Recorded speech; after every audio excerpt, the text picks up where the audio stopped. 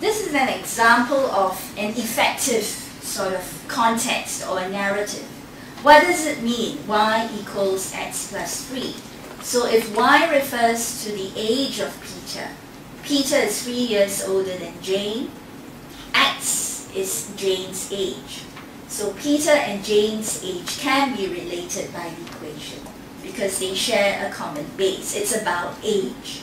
They share a common unit, as it were, for measurement, right? So that's critical to the mathematical understanding that the variables have to have this shared unit. Or it could mean x is smarter than y. So y, this person y would always need to study an additional 3 hours in order to have the same achievement as x. Now this is what we got the students to do. Having come up with their own context or narrative, they were asked to comment and to provide input in whatever way they can on their peers' construction. So this is an example, and we've changed all the names. So y is the weight of a girl, right? X is the original weight. So if she eats lots of meals, 7 meals a day, then she will gain plus 3, remember, okay, 3 kg of weight. So it's a simple idea, but it has very clearly defined variables, and it brings out the essence of the equation, right? X and y having that same unit, it's the weight of the individual. See, the worst kind of narrative would be the one where, let's say, you have X as the man, and 3 is the woman, and they come together, and then you get the child Y. Okay, and we did have, for some of the students, that kind of construction, right? And some of you are nodding your heads because that's really very superficial, and it doesn't bring out the mathematical understanding of the increase of 3 to whatever variable you have that is x. So that's critical. This is another example. Okay, so y is a prince, right? I mean, look at the change from the earlier version to the edited one. He marries a wife called X and gave birth to 3 children. So there you go, plus 3. Okay, but look at how his peer tried to edit that. So if y is a prince and he has a wife and 3 children, the weight of y is equal to the sum of his wife's and children's weight. So that's why it's x plus 3. And this is critical to the teacher, right? In order to understand, internalize the understanding of this formula, x and y have to be of the same unit. Okay. This one is a bit tough, eh? E to the power of x. Now you try to think of a situation which bears this out. The example that the teacher gave was this one. If x is the amount of time you put into study, then y could be, well, the reward that it would increase exponentially, what you would reap in your lifetime. If x is the amount you waste away in life, then y refers to the costs or the damage borne by you. Okay.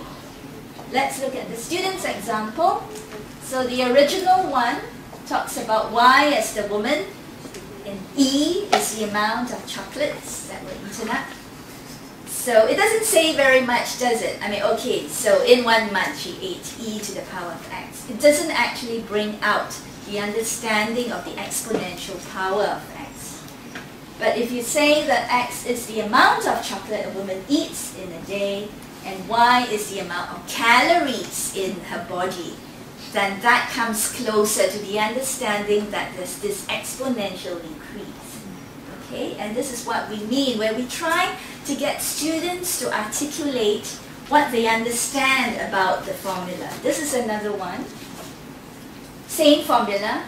Y will be the weight you have gained, while E remains constant. E will then be the amount of the chocolate you had consumed.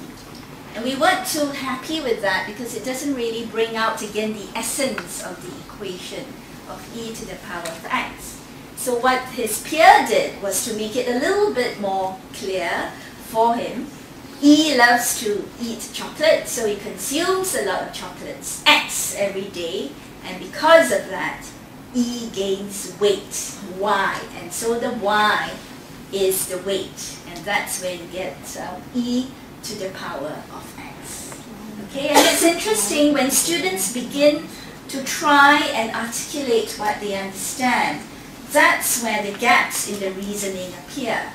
And what we've been helping them to do is to try and deepen their online discussions by giving them some suggested areas where they could actually probe a little more deeply with more specific questioning perhaps. And this is the kind of framework that the students have found useful, that we've adapted, and we're looking at the data that's coming in. Alright, so it's expanding on the narrative, very brief narratives that you have seen, but to try and help them actually understand and get to the essence of the formula by perhaps changing certain things, adding little things to the story, or even taking away other aspects. And we'll see how that comes along because the data has just come in to us. I'd like to share with you now how different teachers actually see the impact of doing research or inquiry. And I'm moving away from the school that I worked with to looking at other teachers who have been very much involved in research. This comes from someone in a school of the future that's heavily involved in ICT interventions. And I think one thing that the teachers do benefit from certainly is the rigor of going through the entire process, right? And making time to embark on investigations collaboratively with their colleagues is certainly something that benefits not just the individual, but the whole department. So in Crescent, for instance, it is very much a part of what they do on a day-to-day basis, and the emphasis on evidence-driven data so that they can review what they are doing and improve their practices to benefit the students. We also have staff, by the way, at ELIS from primary schools who are attached to us, and I'm letting you know this so that if you are interested in working with us or know of people who are, please let us know. Ping Sam comes to us from a primary school where she was level head, and I think the range of opportunities that are exposed to her has helped her to decide what is it that will be relevant and useful and purposeful for what she wants to do. At the JC level, we are very glad to see teachers delving deeper into the why for the what of what they are doing and the theoretical underpinnings that drive what they do. And in particular, I think being able to unpack